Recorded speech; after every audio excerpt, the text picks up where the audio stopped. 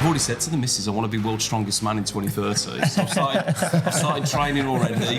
I'm eating 10 potatoes a day, 300 grams of protein. I'm going for it, Ed. We've placed nearly 30 people there this year in Saudi. The projects are the most exciting things. If you look at football in the Saudi Pro League, some of the players that are moving there now, but even the way the teams are sort of acquiring players is changing.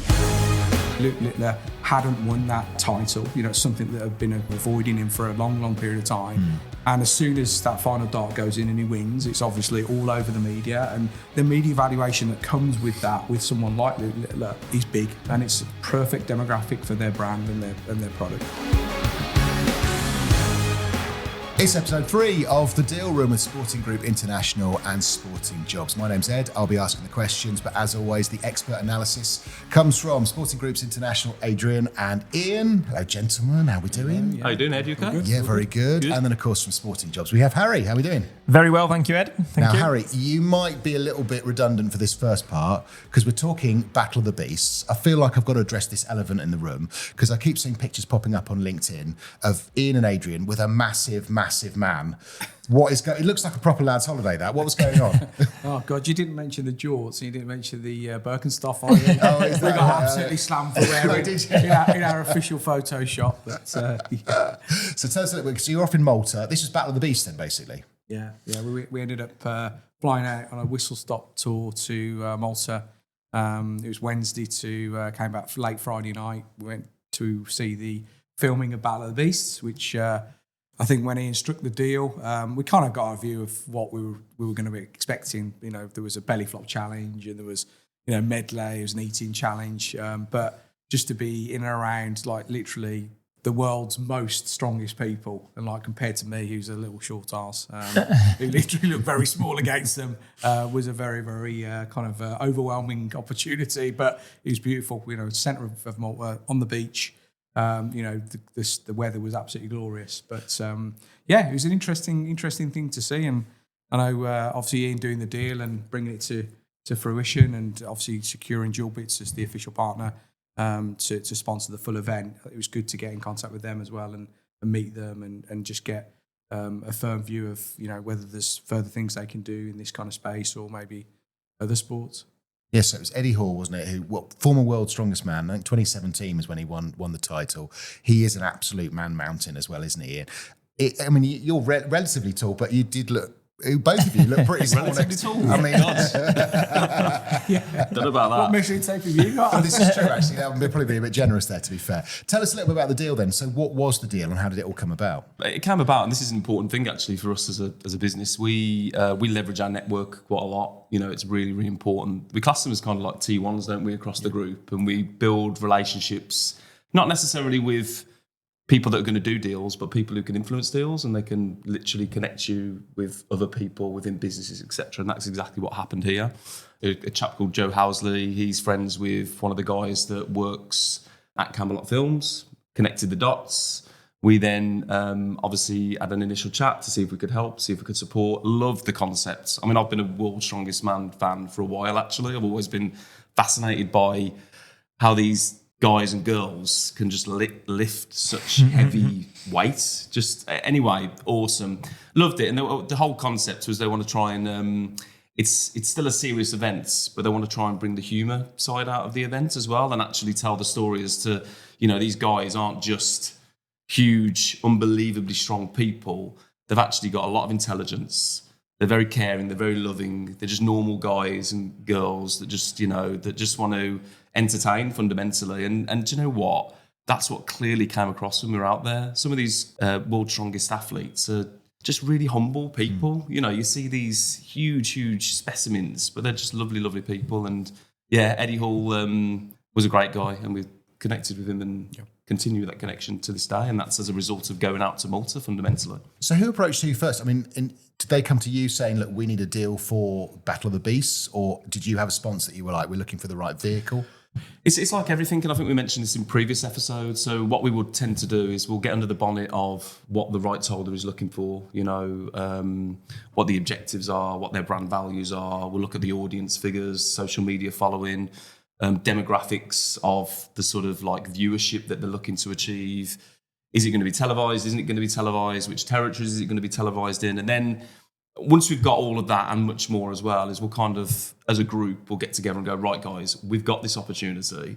We've got a huge pool of brands. Which brands are going to be relevant and which aren't? You know, and that's exactly what we did. We identified, I think it was somewhere between 15 and 20 brands that we've got a strong relationship with, that we know what their sort of objectives are and you know, when it comes to sports sponsorship. And yeah, we went out to those 15, 20 brands.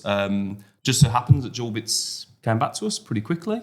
It was right up their street, exactly what they're looking for. Their brand, Jewel, you know, and obviously what, you know, this event is all about. It is, you know, a lot of Jewel, a lot of battles, you know, to become the strongest person. It just kind of like resonated with what they're looking to achieve as a business, and the rest is history. You know, it was after that, it was connecting Camelot Films, who were the film producer, with G.O.A.T, bringing the two together, and it was just from then, really, it was like a match made in heaven.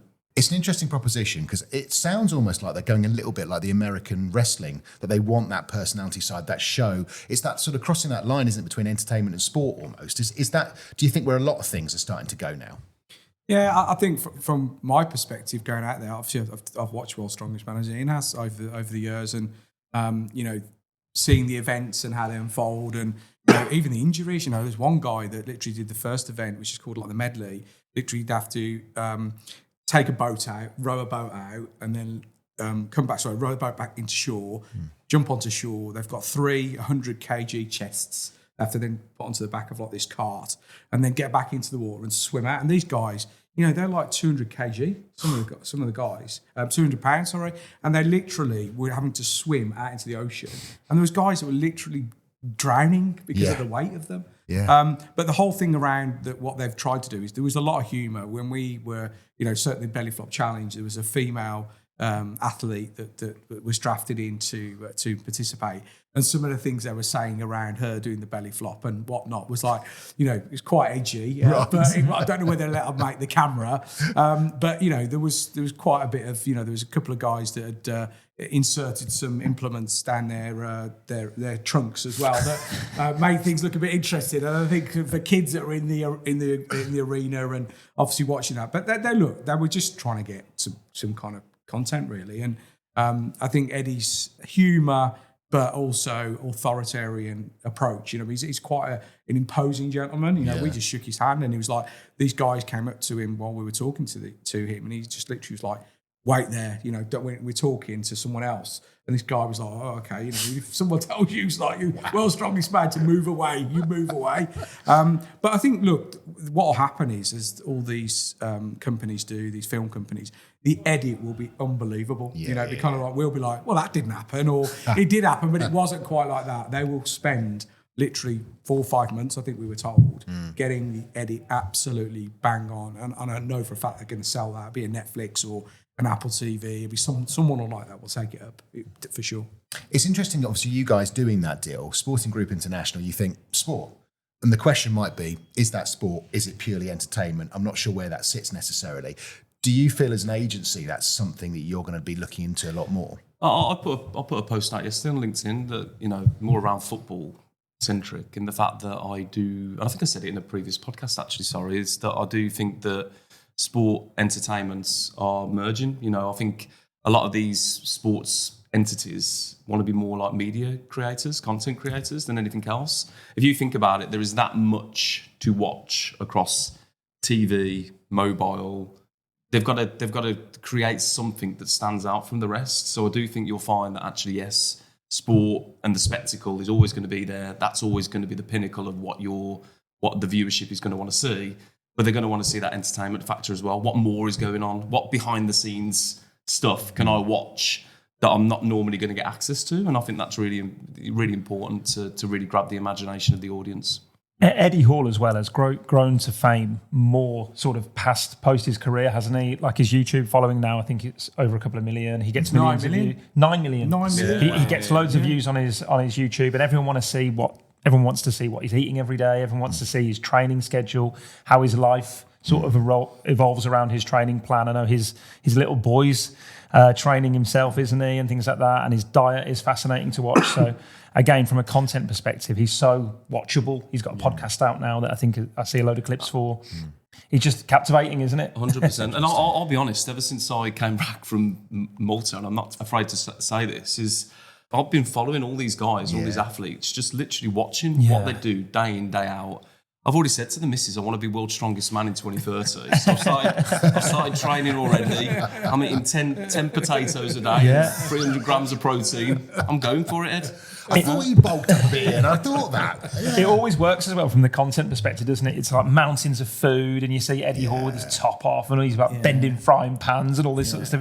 It works on the internet. What he's done really, really well, he's used like influencers. So there's a girl called Leah Shukova. Shukova. She's a challenge eater. Yes. So I think she's got 40 world records where she'll literally, there's one of them where there was a plate of mozzarella, 400 grams of mozzarella in 2 slices, and she'd got to do that under a minute. And I watched the video. If you get a chance to watch it.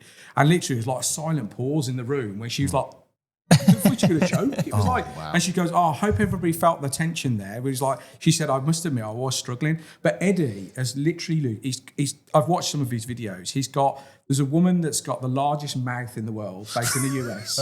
Literally shoving stuff into her mouth, and he's like doing challenges. They're like taking bites out of pizzas in America and putting that on video. He's obviously got Leah. He's just taking people that have got like quirks, things around like their following to kind of hook into his. So their followers become his followers, and he's kind of just made sure that the alliance he's got with like Leah as an example, he's doing something regularly with her. So it's like Eddie and Leah face off with the burger challenge. And everybody's just like, well, Eddie's people are going to watch it, and then all of a sudden Leah's going to benefit from commercially though as well. You could see so many brands that like want to, if you were a big DIY brand or something, you could see him being like used in so many different things, couldn't you? Like even his clothing, his supplements, his nutrition, those sorts of things. You could just see he's so marketable. There's lots of products out there that actually got Beast associated.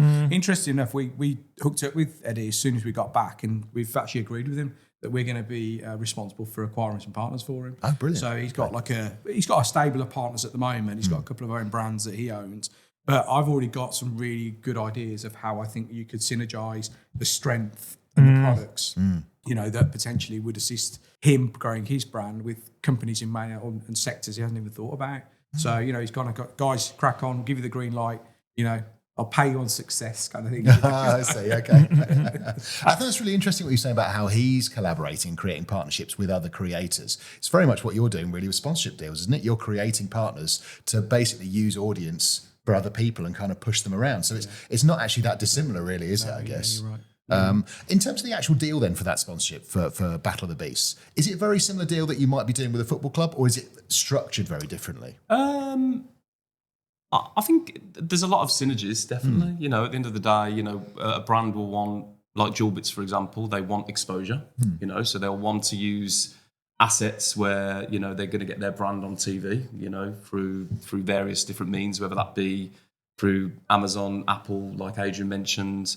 Obviously, these content creators, it wasn't just, Leah. I mean, at the events itself, they had the likes of, they had the guy from Reacher, the 7'2", I think he's 7'2", isn't he? I can't think of his name. The main character in Reacher. The main character, 7'2". I mean, he was like towering above Eddie Hall, which is he was 6'2". Then you've got another guy called The Mountain that's obviously regular. You got Tommy Fury that was there. So they're surrounding themselves by people that can generate content, which that is only going to benefit the brand G.O.A.T, because they're going to be, obviously talking at the events. The brand is going to be in the background. They're all wearing the T-shirts with the logos on the front of them. But then there's a lot of activations. We went there on the Friday. It's where Gladiator was filmed, actually, in Malta. It's like the big Colosseum area. Fascinating, absolutely beautiful setting. But actually there as well, G.O.A.T were just doing a load of different activations with the audience that were there. They were doing like a hanging challenge where whoever hangs the longest, they're doing the, I can't think actually what it's called, but where you hold out the hammer hold. The hammer hold, that's it. The hammer holds. I think I lasted about 3 or 4 minutes. Didn't I? Yeah, I was there to the hand thing. The hammer hold. So there's lots of different elements that go towards an overall partnership as well. But they're just a couple of bits and pieces. But it's similar with football. Football want exposure, they want activations. Etc. Did you have a hand in any of the activations, or do you ever get the opportunity to suggest anything to brands like we've thought of this? Or oh yeah, 100%. I think that's part of our expertise and is trying to bring an opportunity to life. So if we're talking to a brand, I've got a meeting later on today actually, and it is exactly that. I've already thought in the back of my mind, okay, well, how can this particular brand and this particular rights holder work together to really create something that's going to capture the imagination of the audience that they're marketing to?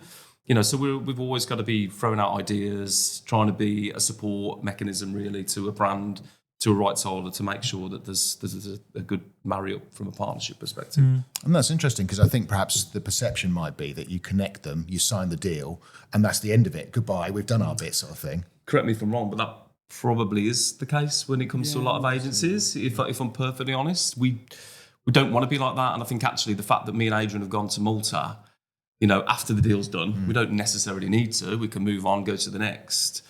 But we don't want to. We're actually very, very interested to see it come to life, to build further relationships with Camelot Films and hopefully future Battle of the Beast episodes, to continue to support Jewel Bits and their journey and look at what they're doing. How can we support you further? Are there any other territories or are there any other objectives that you want to look at from a sponsorship perspective? That's really important for us because without that relationship, without that network, and we've seen the benefits of it.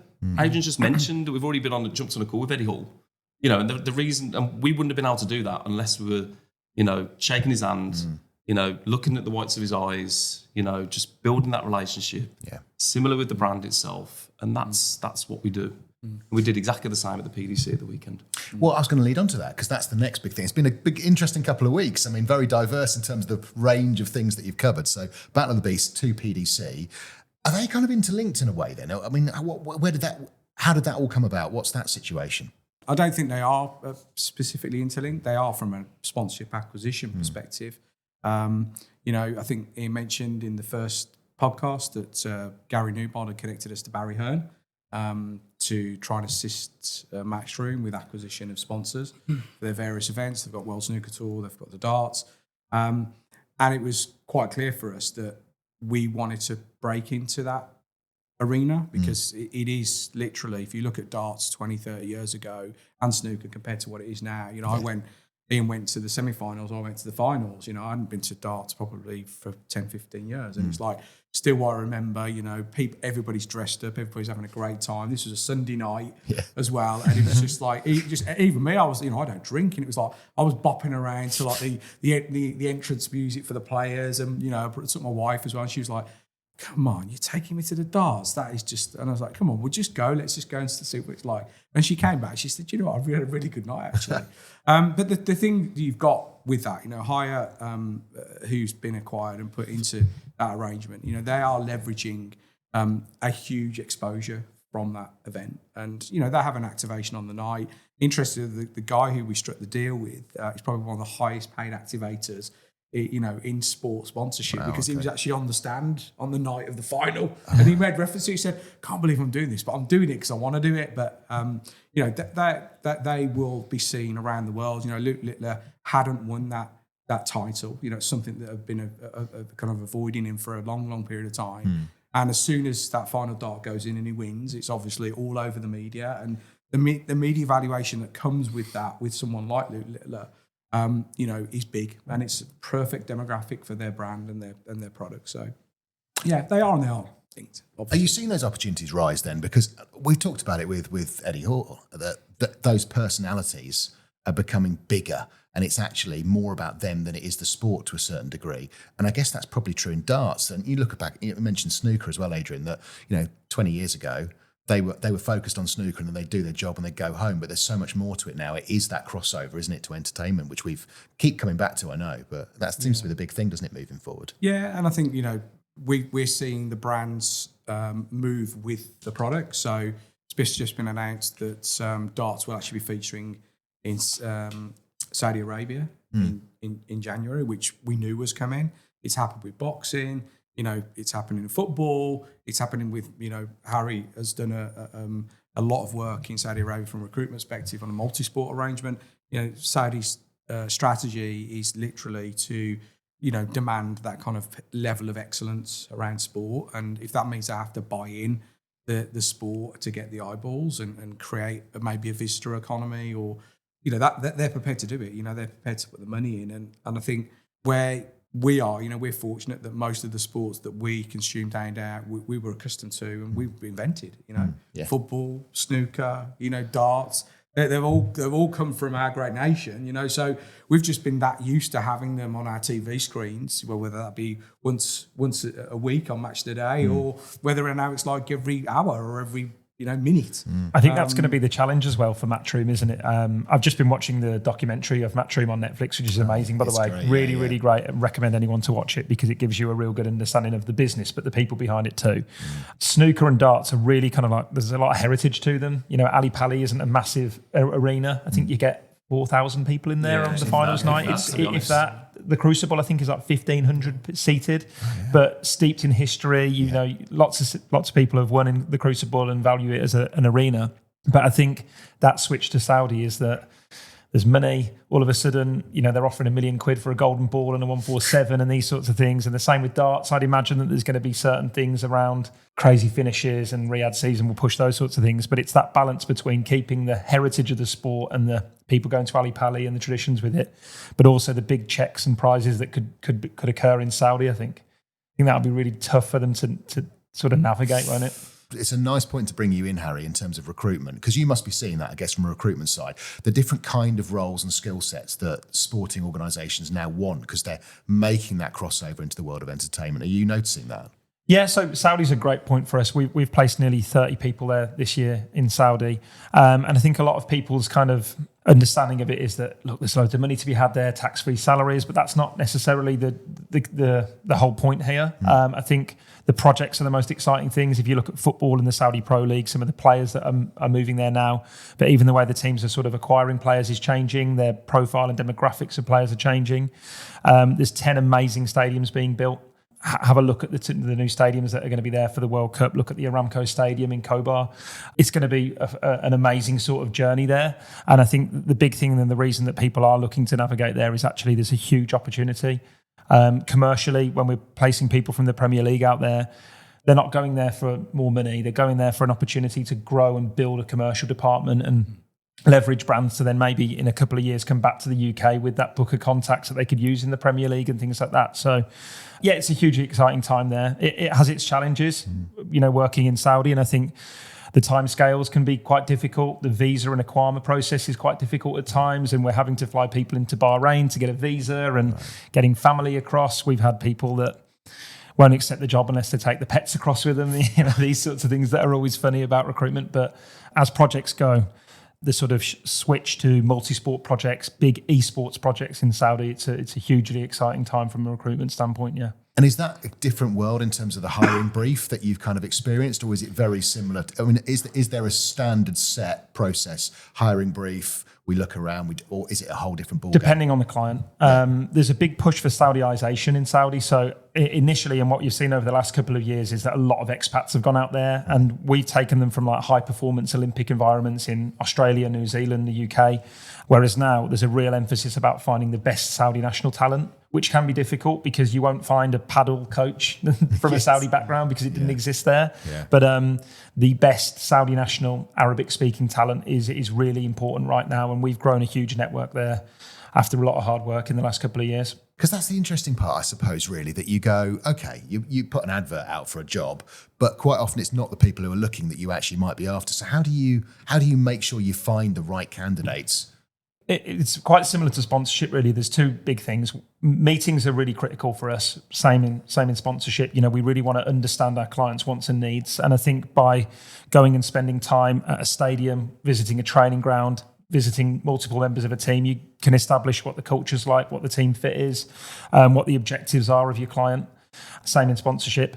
But equally, what we're finding out there as well is that the brief can change all the time. So again, we've had sort of requirements across commercial, across partnerships, across men's football team, women's football team, and it's led by the client's wants and needs. So at times they need Premier League experience, or they need a head grounds person that's worked in certain environments and certain climates, whereas equally then at times they may be looking for more of a cultural fit and a team fit in terms of we want someone that's really enthusiastic, that's looking to come in and achieve this, is willing to learn, and actually our team isn't as big as what you'd expect in the Premier League, but you may have these things to work with and different options like that. So I always think fit and culture is critical for us, I suppose, from a recruitment point. From the other side of that then, so if somebody's not in a sport role at the moment, but they built up a good skill set, they're thinking, actually, I'd love to change, and are my skills transferable? How do they become that hire? How do they get in that picture? Again, we need the right clients to be willing to see those sorts of people. So we've just done a couple of CFOs, one in the Premier League, one in the Championship, and particularly in the Championship appointment. The club are really forward thinking. They're really kind of looking for candidates that weren't from a football background. I think sometimes, if you've been Aston Villa's commercial director for 10 years and then you get the commercial job at Birmingham City for the following 5 years, it loses its kind of credibility at times, really, Whereas actually, if there's somebody that's worked in a finance capacity for a really big conglomerate, big company that's down the road, is aware of the region and the sort of nuances of maybe working in the northeast or down in the southwest, that's hugely valuable to a client. So again, it's led by us meeting them, taking a really great brief, getting an understanding of the support that the team around them is. So if the rest of the finance department are all solid with football backgrounds, they've got their head and sort of geared around PSR and football finance, then actually they could maybe afford, this new CFO doesn't need to have great football experience, but they could have led a brilliant team of a multi-million-pound organisation and have that sort of strength to it. So if someone was looking to do that, and if somebody they're watching or listening now, I guess you'd welcome somebody reaching out to you going, look, I'd love to make that move. This is my career. It's not sport related, but can you see something for me? Absolutely. Yeah, I think it's really important that the industry needs to have fresh ideas and new people in it all the time. You guys will probably vouch for that in football clubs. 100%. Sometimes it's people that have been there for so long and they get the next job because they've been there and been at the club down the road. We want new people that have worked in maybe like affiliated and associated industries, entertainment, stadia, venues, events, those sorts of things are natural kind of easy switches. But I just put 2 great commercial people into a football club down south this week. One was a recruiter like myself, and I think what recruitment gives you is hard sales experience, and they wanted somebody that's going to go and find them regional partners, who's going to come and join our networking club, our business club at the football club, who's going to take hospitality from us. And that recruitment sort of background that my candidate had was, really hard sales experience. He's been out, he's attended meetings, he spoke to lots of people, and finding things that are kind of associated and assimilated to the job.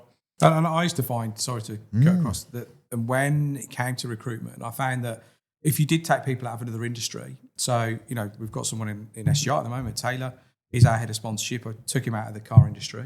He'd been very, very conditioned to a sales environment. It's literally numbers game. Yeah. I've done it with recruiters. So I've taken people out of recruitment and put them into sport. And I think the difference behind that is that I do believe there's a movement within sport. If you're going on the upside, so if you're going from one role, you've proven yourself at entry level, you've hit your KPIs, you've proven yourself for 3 or 4 years in that, or maybe less in that role, then you can move up into maybe a higher grade position. So I do think the transfer of skills across sport, within sport, as in people that are still in it and working it, but bringing new people in with fresh perspectives was like a big thing for me. So whenever I was in a club, I always thought, you know what, I'm looking for a hospitality sales executive. I don't want to bring someone from another club because they're going to be used to the way they sell it, and I don't want them to be the way they sell it. It's the way we sell it, and how we achieve our numbers is based on a method. That having people that don't have any preconceived ideas is sometimes a really good thing. Yeah. My next question was going to be that on the surface, you might think recruitment and sponsorship and partnerships don't necessarily sit together, but we've talked about it in a previous episode, and I think it's kind of proven today, actually, they niche very well together, don't they, really? Yeah, 100%. I don't, the process is very, very similar. It's a human-based environment. People buy from people. And as Ian has just mentioned about Dual Bits, there was no way on this planet they would have known anything about Battle of the Beasts unless we alerted them to it. And it could be exactly the same for Harry. He might have a candidate sat in a football club that's quite happy in what they're doing, but there's another £20,000 available because they could potentially move up a level based on what they've done, their experience, their background. And Harry's saying, look, I'm backing you for this role, and I think you should be considered for it. And then Harry would sell the reasons behind it. I've looked at your background, I've looked at your track record, hopefully your CV, echoes what you've done, and I'm going to put you forward to my client because I think you're a really good prospect. Yeah. So they're very, very similar. I was going to finish on our final thing of we've got to work out who the best Premier League defender is now, really, because we've done the goalkeeper, haven't we? Do you remember who we went for in the end? Who was it? Defender or goalkeeper? Who was the best goalkeeper? It was David Check, wasn't it? No, David Seaman.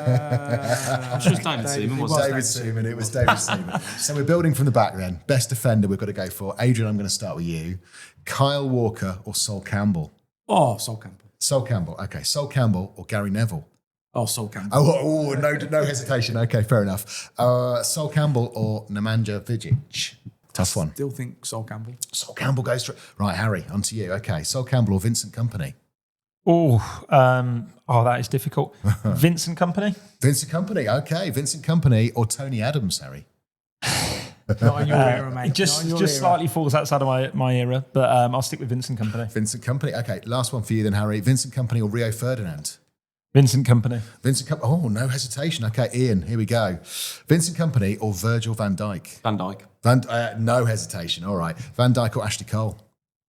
Come on, Ian. I must admit, Ashley Cole for me is one of the best left backs in the world ever. But to be fair, I'm going to go Ashley Cole. Agonising. Okay. And finally, this will be the winner. Ashley Cole or John Terry? Good question, that is, Ed. Yeah, it is, isn't it? God, that's a tough one, that is. Ashley Cole. Ashley Cole's won it. Do we have agreement from... Both Premier League Hall of Famers, those two. Yeah, I think happy with that. We're happy with that. Any other honourable mentions that we've missed out, do you think? Paul McGrath. Paul McGrath. Okay. Paul McGrath. Yeah. All right. Unbelievable. Honestly. One of the best central defenders Aston Villa have ever seen. Martin world. Granger. Oh. I think we're scraping now. We're reaching, aren't we? We're reaching. Martin, if you're listening, I apologise. Yeah, sorry, Martin. He's a hard man. I'm worried now. I'm worried. Okay, it's a nice place to leave it. Thank you, gentlemen. We'll catch up again in episode 4. But if you want to reach out at all, find out more about what Sporting Group International do, or sporting jobs for that matter, do find them on LinkedIn. You can connect that way. And we'll catch you in the next episode.